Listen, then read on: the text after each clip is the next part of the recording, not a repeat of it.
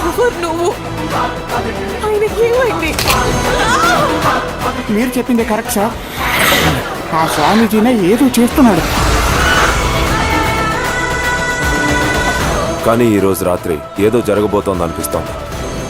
తిరునాళ్ళ రోజున ముగ్గురి ఆత్మలను అపహరిస్తే ఆ తర్వాత ఆ శుద్రశక్తి మహాశక్తిగా మారుతుంది.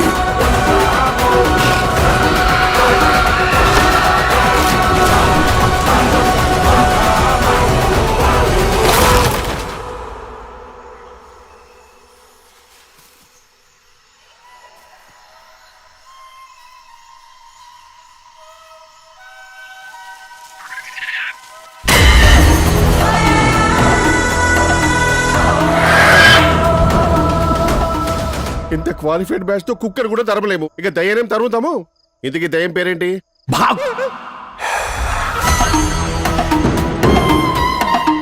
మనం ముగ్గురం బాకుడు కంట్రోల్ చేద్దామని ఆ లాయర్ గారు నమ్మడంలో తప్పులేదు. మనం నమ్మేం చూడరా. అయ్యో, నిన్న రాత్రి శక్తి రూమ్ లో ఒక ఆకారం కనిపించింది. కానీ ఈరోజు రాత్రి ఏదో జరగబోతోంది అనిపిస్తోంది. ఇప్పటికే ఇద్దరి ప్రాణాలు తీసినందువల్ల అది బలపడింది. ఇక మానవ శక్తి వల్ల దాన్ని కట్టడి చెయ్యలే. ఇంతకీ దయ్యం పేరేంటి?